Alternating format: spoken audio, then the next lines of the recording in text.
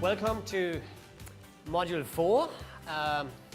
Based on what we have learned in the workshop before, we are now trying to get our strategy right. And the process of this workshop is that I will talk you through how to plan your own strategy, and we have a business example, and that is Bob's B&B from Babinda. So he's doing the same process you do on here on the screen, so you can follow him to see how this works and what he did. So that's kind of the best practice example how to get the strategy right. We'll go through 6 steps to plan your strategy, and I'll explain how to do each step, and then I will give you some time to fill out the form and the workbook and to work on your own strategy. And if you have any questions, I just walk around and have a look what you're doing, and if you have questions, just let me know. It works pretty well if you work with a partner, just to have a bit of a discussion and to find out what other people are doing, just to get some ideas. All right, let's start. What we do is, we have the different steps we're going through is, we will analyze first your business targets, so what your goal is, like, and how your business is actually working, and then we'll find out how your customer acquisition process is defined, from when the customer starts thinking of doing, planning, buying something, searching, finding, coming to your business, leaving the money, and then going away. So we try to have an understanding how that works, and then we connect this process with all the different online marketing activities we potentially could use, and finally we'll think about to prioritize and to plan when to do what. All right, and of course, controlling, measuring, and keeping in mind how much time we are spending is always important, so we cover that as well at the very end. Okay, so why is it important actually to have an online strategy? I mean, it's quite self-explaining. You want to get the most out of your website, and you want to get more traffic, more people. Finally, you want to make more money. And to make more money, you should know how it all works. The whole process of getting more customers and how you can support this process. All right, so everybody ready? Everybody good to go? So, Bob's B&B.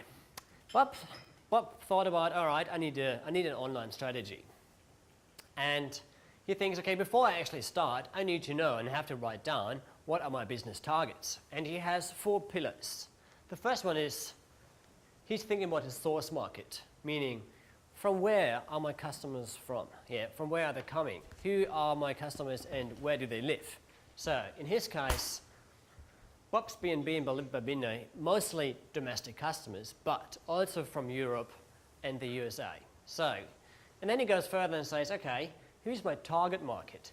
So what kind of consumer do I actually have? And he is finding out that, all right, I actually mostly have couples aged between 45 and 65, looking for adventure, some social connections, doing some activities, for example, tours, etc.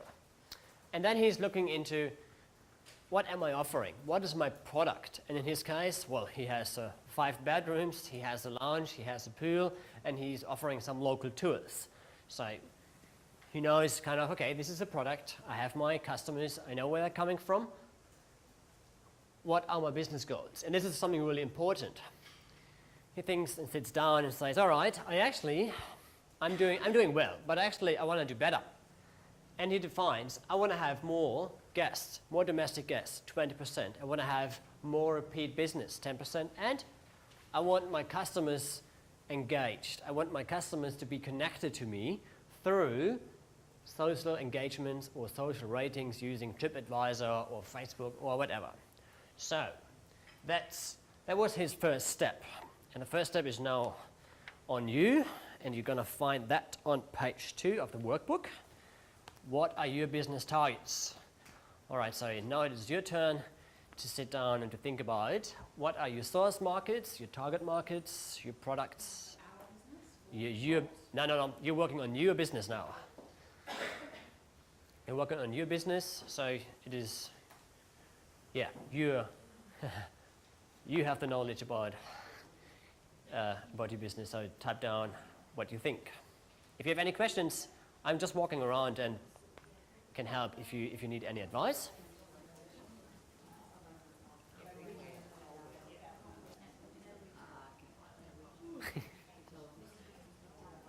Yeah.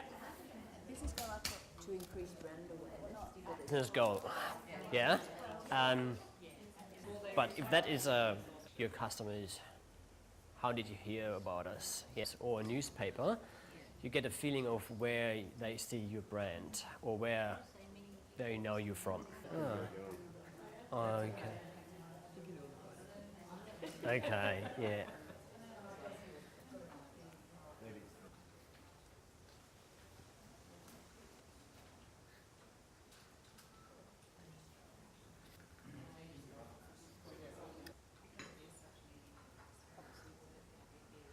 Good, good, good. Okay, so that was the first step. It's usually quite easy one because you have a feeling anyway where your customer's coming from. All right, so the next one is, Bob is thinking about, I need to understand how a consumer is actually coming to my business, yeah? And he's trying, and we call this the customer acquisition process. So he sits down and is identifying the process when or how a consumer is finding his business and is leaving some money and staying. So in his case, he thinks the first step is probably the consumer or the customer is planning a trip. Quite random. He's planning a trip. That's the first step when a consumer thinks about doing something. And then the consumer starts searching for a destination, searching for accommodation, searching for tours, activities, and gets more into it what he actually wants to do. After this process, after this step, he's searching for those things. He finds, for some reason, Bob's B&B in Babinda. He's analyzing Bob's B&B website, his products, his tours, his prices, his rates, the availability, and books the stay. After he books the stay, Bob knows that, all right, when he books, he gets a confirmation email saying, we received the money and we are free and can't wait to see you in a couple of weeks. And then there's not much happening after that, but on step 7, the customer is arriving and stays. He's maybe booking a tour, and after 2 weeks, the customer leaves. So that is his process, what he thinks, okay, that is how I actually get people into my business. And that is something really important because you need to understand what happened or what's happening between getting the idea of doing something to the customer is in your business and is paying for something. What is happening in between?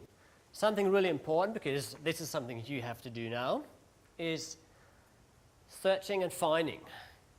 I would say for any business, that is something very important. There's no business without searching and finding somehow. So if you start doing this for yourself, you don't have to stick to 8. You can extend this to 9, 10, 11, 20 steps if you think that's necessary. You can do it down to 6 or 4 if your process is very small. But the more steps you have, the more steps you can identify, the easier to understand how your business is actually working, and the easier it is to understand how you can influence this process later. All right, so back to you guys. Next step for you is to identify your customer acquisition process. If you have some troubles finding or analyzing what kind of steps there might be, this is a very generic one. So you can copy kind of Bob's B&B if you're not sure how the process works. Something to have in mind, you might have more than one acquisition process. Stick to one for the beginning, and if you're back home or in your business, think about, actually have 3 or 4, and you can do it then by yourself. All right. I'll check how you're doing, and if you have any questions, let me know. Specifically online, don't you? Not necessarily. You can choose another process, but It's not relevant.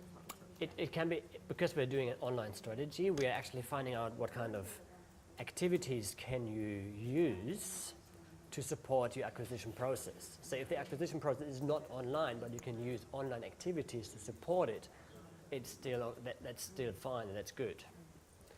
Yeah. So if someone, let's say, goes into a shop or comes into your store and without not checking websites or anything else, but that would count as an acquisition process. And then we have just to find out how can you support this process with any kind of online marketing activities. And if that's the case, it's still valuable information because you know how to support the acquisition process. So it is effectively your biggest acquisition process would be your focus. Yeah.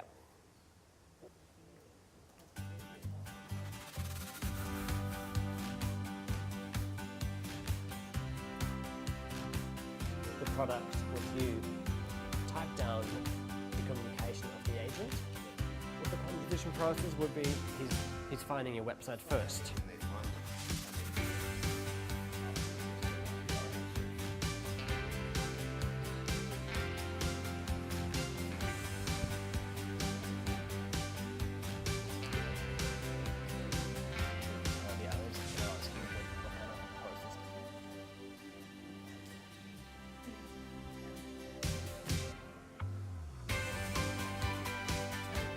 Sounds like everybody